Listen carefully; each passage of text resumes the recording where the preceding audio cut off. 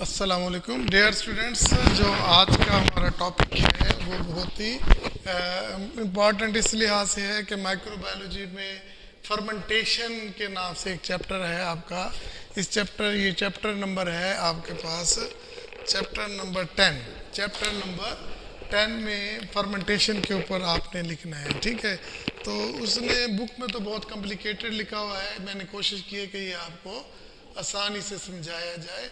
आपको कंसेप्ट में इस लेक्चर के बाद ये मालूम होना चाहिए कि फर्मेंटेशन बेसिकली है क्या, ठीक है।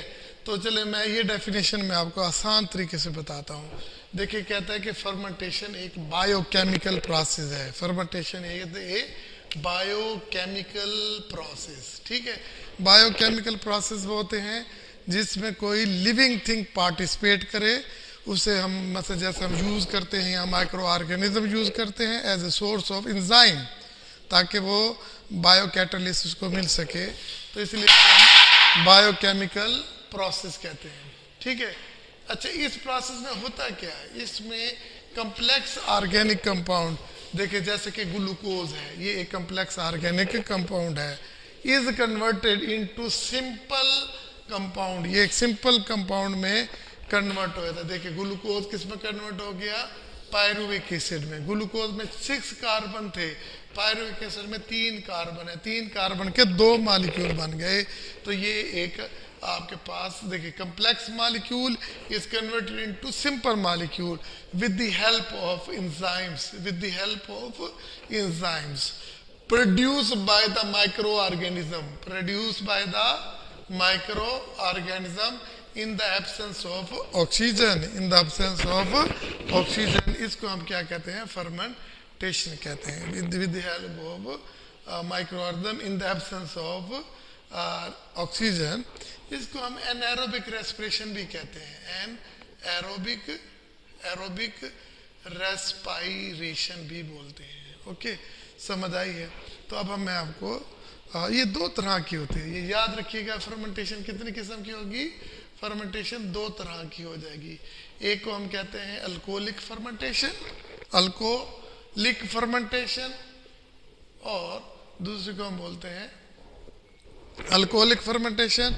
और जो दूसरी फर्मेंटेशन होती है उसे हम बोलते हैं भैया अल्कोहलिक फर्मेंटेशन, और दूसरी जो फर्मेंटेशन होगी उसे बोलेंगे लैक्टिक एसिड फर्मेंटेशन, उसे लैक्टिक एसिड फर्मेंटेशन बोलते हैं। तो देखिए हमने यहाँ पर एक लफ्ज़ लिखा है with the help of enzyme produce by the micro organism. देखो ये चीज़ डिस्कस करेगी, ये आपका एमसीक्यूज आता है। अगर आपके पास माइक्रो ऑर्गेनिज्म है, बैक्टीरिया, अगर आपके पास माइक्रो ऑर्गेनिज्म है तो बैक्टीरिया, तो आपके पास जो एंड प्रोडक्ट होगा वो होगा लैक्टिक एसिड। तो हम इसलिए इसको हम बोलते हैं lactic acid fermentation, lactic acid fermentation बोलते हैं। ओके, अच्छा नेक्स्ट आपके पास अगर वो कहता है कि आपके पास अगर ये माइक्रो ऑर्गेनिज्म यीस्ट हो, क्या हो, यीस्ट हो, ठीक है। तो ये यीस्ट होगा तो उसका जो एंड प्रोडक्ट होगा वो अब हमारे पास होगा इथाइल अल्कोहल, ठीक है। तो इसलिए हम इसको बोलते हैं अल्कोहलिक फर्मेंटेशन। ओके, तो देखिए ये मैंने लिखा है लैक्टिक एसिड फर्मेंटेशन, यहाँ पे बैक्टीरिया लिखती है और यहाँ पे अल्कोहलिक फर्मेंटेशन। तो इसके अंदर यीस्ट, वजह क्या होती है कि यीस्ट जो एंजाइम्स प्रोड्यूस करती है उसका जो एंड प्रोडक्ट होता है वो क्या बनता है, अल्कोहल बनता है। और इस तरह जैसे ही ये जो आपके पास है बैक्टीरिया जो एंजाइम करता है उससे लैक्टिक एसिड बनता है। क्लियर। तो अगर आपसे कोई पूछ ले कि लैक्टिक एसिड फर्मेंटेशन है तो ये कितने प्रोसेस में होगा, लैक्टिक एसिड फर्मेंटेशन 2 प्रोसेस में होगा, 2 स्टेप्स में होगा। यहाँ कितने स्टेप्स होंगे, स्टेप 2 होंगे, और इथाइल अल्कोहल फर्मेंटेशन में 3 स्टेप्स होंगे, ये याद रखिएगा, ठीक है। अब मैं ज़रा थोड़ा सा आपको मज़ीद समझाता हूँ। देखें, अगर आपके पास ऑक्सीजन होती तो ना तो आपके पास अल्कोहल बनता, ना लैक्टिक एसिड बनता। एरोबिक रेस्पिरेशन है ना, तो उसमें क्या होता है, सारा का सारा ग्लूकोज कन्वर्ट हो जाता कार्बन डाइऑक्साइड वाटर में और एनर्जी में कन्वर्ट हो जाता। ठीक है, तो ये सारा माइटोकॉन्ड्रियम सिट्रिक एसिड साइकिल में चला जाता। ठीक है, तो फिर ना आपके पास अल्कोहल बनती ना ये बनते। लेकिन हमें तो एनर्जी चाहिए ना, अब ऑक्सीजन है नहीं है। अब जैसे आपके पास मल्टी सेलुलर लिविंग ऑर्गेनिज्म है, तो उनके दूर तक सेल में अगर ऑक्सीजन की कमी है तो उसे एनर्जी तो चाहिए है ना। तो वो एनर्जी के लिए जो फिर प्रोसेस लेता है वो फर्मेंटेशन का ही लेता है। देखिए फर्मेंटेशन में ग्लूकोज जो है वो पायरुविक एसिड में कन्वर्ट होता है। जब ग्लूकोज 6 कार्बन वाला एटम 3 कार्बन में कन्वर्ट होता है तो यहाँ पर बॉन्ड टूटने से हाइड्रोजन आयन और इलेक्ट्रॉन रिलीज होते हैं। ठीक है, अब यहाँ ऑक्सीजन तो है नहीं, अगर ऑक्सीजन होता तो ये वो इसके साथ मिलकर वाटर बन जाता। अब इस हाइड्रोजन को और इसको एक्सेप्ट करने के लिए हमारे पास मौजूद होता है NAD, तो ये क्या बन जाता है, NAD बन जाता है NADH। अब क्योंकि 2 बने हैं तो 2 NADH बन गए, और इसी तरह जो साथ में ADP जो है वो ATP बन गए, और यही ATP तो हम यूज़ करेंगे। ठीक है, ग्लाइकोलाइसिस में ATP हम इस्तेमाल करेंगे, इवन के एब्सेंस ऑफ ऑक्सीजन हमें एनर्जी मिल रही है। लेकिन क्योंकि हमारे बॉडी में ये NAD जो है वो लिमिटेड होता है, तो इसको रीजनरेट किया जाएगा किस किस से, तो ये NADH की ऑक्सीडेशन से। NADH को दोबारा NAD में कन्वर्ट करना पड़ेगा, तो इसका मतलब है कि इसने हाइड्रोजन को कहीं और प्रोवाइड करना होगा। ओके, अब देखिए पहला प्रोसेस है ग्लूकोज कन्वर्ट हुआ पायरुविक एसिड में, हमारे पास NADH और ATP बन गया। अब क्या होगा कि हमारे पास ये पायरुविक एसिड है, तो ये 2 कार्बन वाला कंपाउंड एसिटाल्डिहाइड में कन्वर्ट हो जाएगा। ओके, तो अब देखिए 2 है तो 2 एसिटाल्डिहाइड बन जाएगा। ठीक है, अब ये 2 एसिटाल्डिहाइड है, ये हाइड्रोजन को एक्सेप्ट करके इसकी रिडक्शन हो जाएगी, ये इथेनॉल में कन्वर्ट हो जाएगा। एल्डिहाइड जो है वो इथेनॉल में कन्वर्ट हो गया। ठीक है जी, अभी आपके पास इथेनॉल में कन्वर्ट हो गया, क्लियर हो गया। तो इसलिए इसको अल्कोहलिक फर्मेंटेशन कहते हैं। और ये किसकी प्रेजेंस में होता है, in the presence of yeast होता है, क्योंकि यीस्ट वो एंजाइम पैदा करता है जो इस अम्ल को कैटालाइज करता है। अब हम पढ़ेंगे, अब फार्मूले के लिहाज से इसको समझना बड़ा आसान हो जाएगा। अब ये देखें, मेरे पास है सिंपल ग्लूकोज। देखिए ग्लूकोज किस में कन्वर्ट हुआ, ये फार्मूला है, ये याद कर ले तो बहुत आसान होगा। C double bond OH, C double bond OH और CH3, इसे कहते हैं पायरुविक एसिड। ठीक है, अब इस पायरुविक एसिड ने लैक्टिक एसिड में कन्वर्ट होना है, तो अगर मौजूद क्या होगा, मेरे पास बैक्टीरिया होगा। अब इसके अंदर 2 ही हाइड्रोजन आएंगे। देखिए एक हाइड्रोजन यहाँ पे आएगा, ठीक है, और एक हाइड्रोजन यहाँ पे आएगा, तो यहाँ 2। ठीक है, तो आपके पास ये बन जाएगा ये। ठीक है, ये आपके पास ये बन जाएगा लैक्टिक एसिड में। ठीक है, ये यहाँ से फर्क पड़ा है, ये 2 हाइड्रोजन, और ये 2 हाइड्रोजन कहाँ से आए, ये NADH से, तो एक ये और एक ये हाइड्रोजन। ओके, ये शिफ्ट हुआ यहाँ पर, तो ये बन गया पायरुविक एसिड में। अब मैंने क्या कहा था कि अल्कोहलिक फर्मेंटेशन 2 स्टेप में होती है।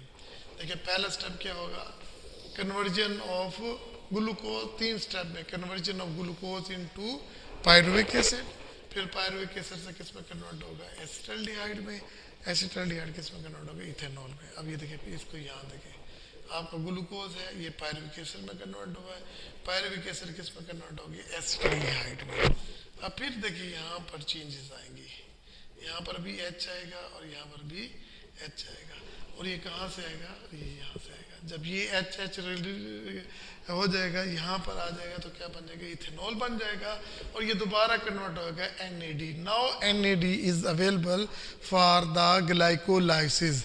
ये पेपर में आया हुआ है, पेपर में, कि ग्लाइकोलाइसिस क्या होता है, तो ग्लूकोज का पायरुविक एसिड में कन्वर्ट होने के अमल को ग्लाइकोलाइसिस कहते हैं। और ग्लाइकोलाइसिस जो है ये हमेशा साइटोप्लाज्म में होता है, ये साइटोप्लाज्म में होता है। ओके, तो ये आपके पास फर्मेंटेशन होगी। फर्मेंटेशन को डिफाइन करना है, what is the difference between the lactic acid fermentation and the what is an alcoholic fermentation. Okay, ये देखिए इसे एरोबिक रेस्पिरेशन भी बोलते हैं। जब लैक्टिक एसिड फर्मेंटेशन की बात करते हैं तो ये सिर्फ 2 स्टेप में होता है। पहले ग्लूकोज बनता है, ग्लूकोज पायरुविक एसिड में कन्वर्ट होता है, फिर pyruvic acid glucose pyruvic acid से सीधा बन जाता है अपना लैक्टिक एसिड में।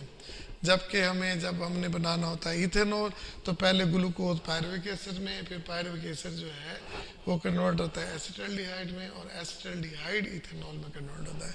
तो अगर ये फार्मूले को आप अच्छी तरीके से रट्टा लगा लेंगे तो बहुत अच्छा हो जाएगा, ठीक है। और जो इस ग्लाइकोलाइसिस में एनारोबिक रेस्पिरेशन में जो जानदार एनर्जी हासिल करते हैं वो सिर्फ इससे करते हैं, ग्लाइकोलाइसिस से, कि ग्लूकोज पायरुविक एसिड में कन्वर्ट होके 2 ATP हैं। तो बाकी तो ये बाय प्रोडक्ट्स हैं, लैक्टिक एसिड हो गया और जो है अपना इथाइल अल्कोहल हो गया, ये तो बाय प्रोडक्ट्स हैं जो कि फर्मेंटेशन में कन्वर्ट। असल मकसद उसको एनर्जी हासिल करना है, और एनर्जी कहाँ से हासिल हो रही है, वो ATP की शक्ल में, और NAD लिमिटेड अमाउंट में होता है, तो इसको रीजनरेट करने के लिए ये अपना बाय प्रोडक्ट्स बनते हैं, अल्कोहल बनता है और इधर से लैक्टिक एसिड बनता है। It is all about our fermentation. बाकी चले नेक्स्ट लेक्चर में हम पढ़ेंगे। बिस्मिल्लाहिर्रहमानिर्रहीम। अच्छा डियर स्टूडेंट्स, लास्ट में हम यही पढ़ रहे हैं इस लेक्चर में कि आपके पास जो है फर्मेंटेशन क्या है। अब तक हमने फर्मेंटेशन की डेफिनेशन पढ़ ली, और उसके बाद हमने ये पढ़ा कि फर्मेंटेशन 2 तरह की होती है, ठीक है ना। तो फर्मेंटेशन 2 तरह की होती है, यानी कि ये एक बायोकेमिकल प्रोसेस है, ठीक है, जिसमें प्रोडक्ट्स भी बनती हैं और माइक्रो ऑर्गेनिज्म की मौजूदगी में जो कि एंजाइम्स प्रोड्यूस करते हैं। तो ये एनारोबिक रेस्पिरेशन है, ठीक है। तो हमने बड़ी तफसीर के साथ पढ़ा कि लैक्टिक एसिड फर्मेंटेशन क्या है और अल्कोहलिक फर्मेंटेशन क्या है। ये 2 टाइप्स हैं।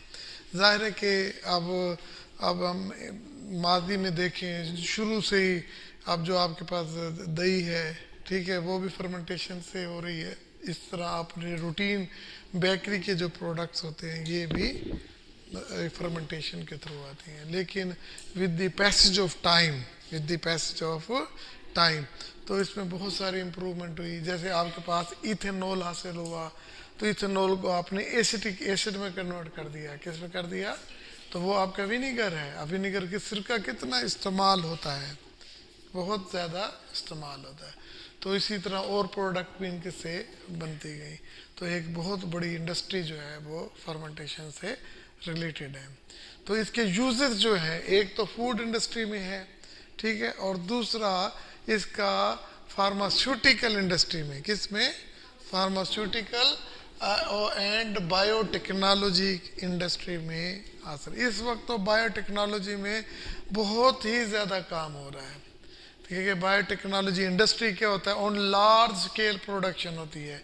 आप घर में कोई एक चीज़ बनाते हैं तो वो इंडस्ट्रियल पैमाने पे नहीं है, लेकिन अगर आप उन्हें बहुत बड़े पैमाने पे बनाते हैं तो उसे इंडस्ट्री है। तो बायोटेक्नोलॉजी में भी और फार्मास्यूटिकल में भी इसके यूजेस हैं, ठीक है। तो अगर आपके पास पहला पोर्शन आता है कि फर्मेंटेशन को डिफाइन करें, फर्मेंटेशन के 2 टाइप्स में डिफरेंट क्या है, तो आप वो डिस्कस करेंगे विद फार्मूलाज, ठीक है।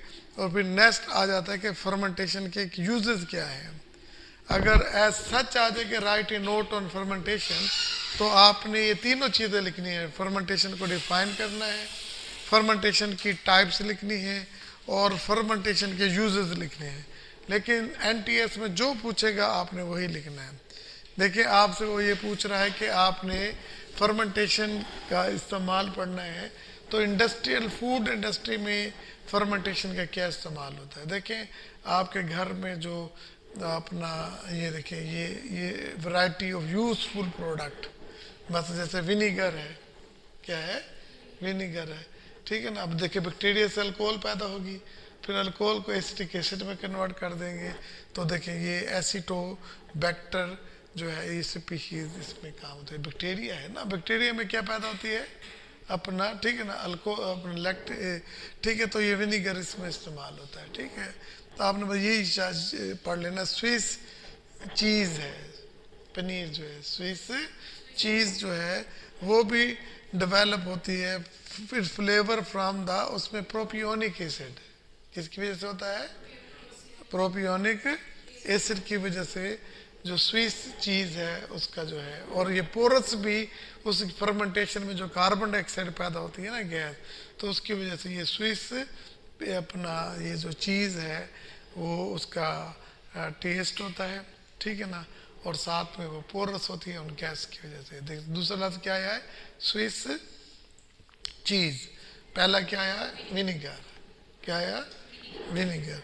अच्छा, फिर तीसरा है कि पिकल्स, कि जो आप घर में अचार बनाते हैं उसका जायका तुर्श होता है, उसका जायका तुर्श होता है, तो वो भी बैक्टीरियल फर्मेंटेशन होती है। तो बैक्टीरियल फर्मेंटेशन में जैसे क्यूकम्बर है, क्या है? क्यूकम्बर है, खीरा जो है, आप इनके अचार डालेंगे ना तो उसकी जो फर्मेंटेशन होगी तो उसकी वजह से सोर टेस्ट होगा, वो भी बैक्टीरिया फर्मेंटेशन है। अब देखिए ये सोया सॉस है, ठीक है, ये कितना, ये जो जितने भी आप चाइनीज़ डिशेस बनाते हैं तो उसमें ये मौजूद होता है। तो ये लाइक ये सोया सीज, यानी कि ये बैक्टीरिया फर्मेंट द मीट, ये बैक्टीरिया कौन करेंगे? फर्मेंट द, अगर मीट को फर्मेंट करेंगे तो सोया सेक बनेगा, ठीक है ना। और अगर पिकल्स है तो क्यूकम्बर की एग्जांपल है, अगर आपके पास स्विस चीज़ है तो प्रोपियोनिक की बात है, तो और एसिटोबैक्टर है तो आपके पास विनीगर है, ठीक है। तो इसका मतलब ये हुआ, देखिए मीट की बात हुई, कैबिज की बात हुई, क्यूकम्बर की बात हुई, और इसके अलावा एसिटोबैक्टर की बात हुई, और जो स्विस चीज़ है तो इसके लिए प्रोपियोनिक एसिड, ठीक है। क्लियर हो गया बेटा? तो वो कहता है कि अब इसमें जो फर्मेंटेशंस हैं, ना सिर्फ इसमें माइक्रो ऑर्गेनिज्म की इन्वॉल्वमेंट होती है, और हमारे पास बहुत सी प्रोडक्ट ऐसे बनते हैं which are known as a product of fermentation. तो अगर आपसे कोई कहे विनीगर, स्विस, पिकल्स, सोया सेग, ये क्या है? ये फर्मेंटेशन फूड है, फर्मेंटेशन फूड है। अब देखिए आपने ये याद कर लेना है, फार्मास्यूटिकल एंड बायोटेक्नोलॉजी, इसके लगे है, इसके मतलब आपने लिखना है सी मिस्टर बी, सी मिस्टर बी, ठीक है ना। सी ये 5 ग्रुप में है, 5 ग्रुप में है। एक होगा कंप्लीट सेल, दूसरा मुश्तमिल होगा इंजाइम की शक्ल में, तीसरा होगा आपके पास माइक्रो मेटाबोलाइट्स, मेटाबोलाइट्स, और चौथा क्या होगा? रिकम्बिनेंट। क्या होगा? रिकम्बिनेंट। और बी क्या होगा आपके पास? Biotransformation, biotransformation. बेटा समझ आ गई ना? ये 5 ग्रुप के लिए इस तरह याद करना बड़ा मुश्किल हो जाएगा। आपने क्या याद करना है? C mister B.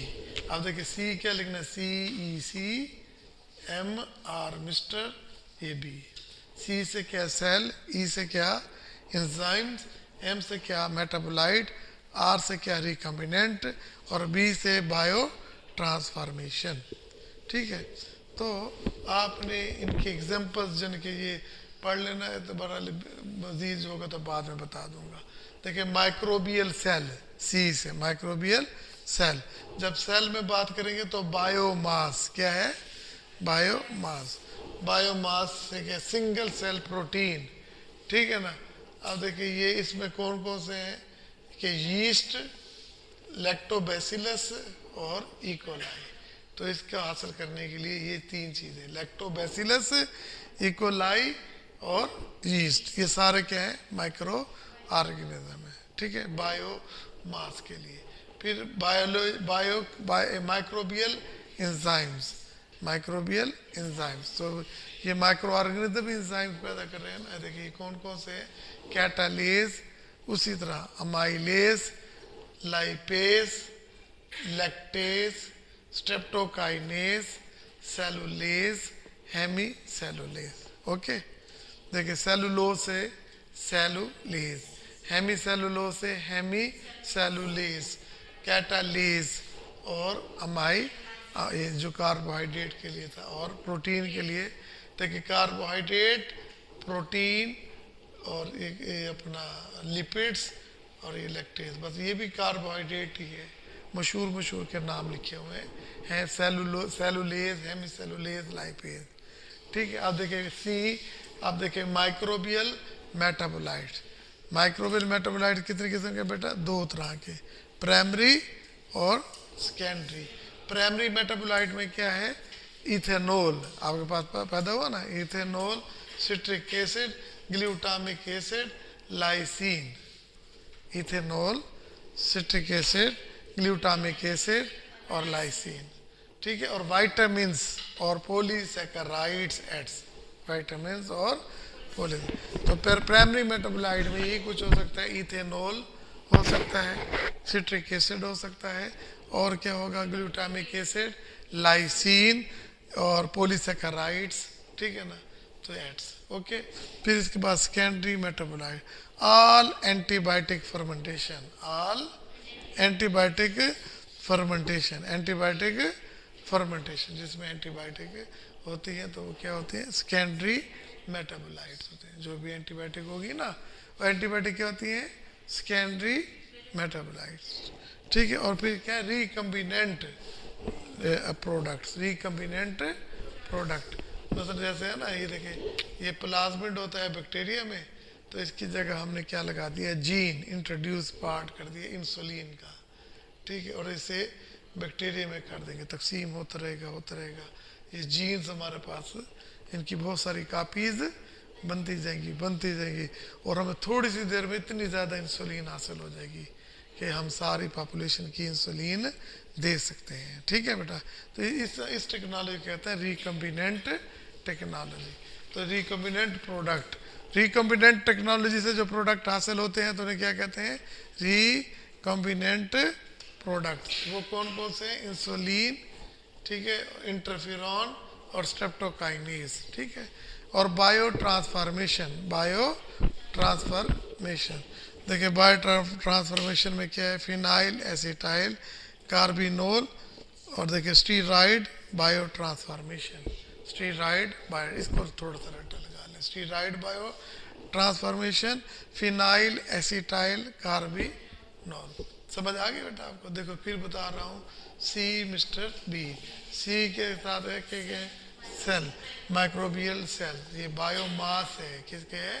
बायोमास है। सिंगल सेल में इकोलाई, लैक्टोबैसिलस और बैक्टीरिया यीस्ट है। और माइक्रोबियल इंजाइम, वो सारे कैटालेज, अमाइलेज, प्रोटीएज, लाइपेज। ठीक है ना, और इसके अलावा सेलुलेज, हेमी सेलुलेज। ठीक है, फिर देखें सी मिस्टर मेटाबोलाइट, प्राइमरी और सेकेंडरी। प्राइमरी में क्या है? सिट्रिक एसिड है, ठीक है, अल्कोहल, इथेनॉल है, एस्पार्टिक, ग्लूटामिक एसिड है, लाइसिन है, और क्या? वाइटामिन है और पॉलीसैकेराइड है। और इसके अलावा जो सेकेंडरी मेटाबोलाइट हैं, तो वो देखिए ये क्या है? ऑल एंटीबायोटिक फर्मेंटेशन है। अब रिकम्बिनेंट प्रोडक्ट में क्या होगा? वही आपने इंसुलिन का जिक्र कर लेना है, इंटरफेरॉन का जिक्र कर लेना है, और एच बी वी। ठीक है, और bio transformation, phenyl acetyl carbinol, steroid bio transformation. ये आखिरी लाइन को आपने रट्टा लगा लिया। तो ये आपका इस तरह आज का जो लेक्चर था इसके ऊपर, फर्मेंटेशन के ऊपर, तो वो ख़त्म हो गया। फिर बता रहा हूँ फर्मेंटेशन के 3 हिस्से हैं। देखिए फर्मेंटेशन की डेफिनेशन और टाइप ऑफ फर्मेंटेशन, एक सवाल इस तरह आ सकता है। फिर आ सकता है कि uses of fermentation in the food industry. ठीक है ना, तो अब इस तरह आ सकता है। देखिए सोया सॉस कितना इस्तेमाल होता है, विनीगर कितना इस्तेमाल होता है, और जो स्विस चीज़ जो है एक इसकी अपनी खसूसियत है, और पिकल्स हैं तो इसका एक अपना वो है। ठीक है, और ये इन प्रोडक्ट को क्या कहते हैं? फर्मेंटेशन प्रोडक्ट कहते हैं। फिर इसके बाद वो आपको क्या देता है कि industrial and bio technological uses हैं। तो उसमें हमने क्या लफ्ज़ याद करना है? Mister B. सी से क्या है? सेल, माइक्रोबियल सेल, और ई से क्या है? Microbial enzyme. मिस्टर एम से क्या है? माइक्रोबियल मेटाबोलाइट्स, और मिस्टर आर से क्या है? रिकम्बिनेंट। ठीक है ना। रिकमेंडेड सी बी है कि बायो ट्रांसफॉर्मेशन, बायो ट्रांसफॉर्मेशन, ठीक है। इसकी मुझे फिनाइल एसिटाइल कार्बिनोल और स्टीराइड अपना बायो ट्रांसफॉर्मेशन। क्लियर हो गया बेटा? तो ये आपका टॉपिक आज फर्मेंटेशन का कंप्लीट हो गया।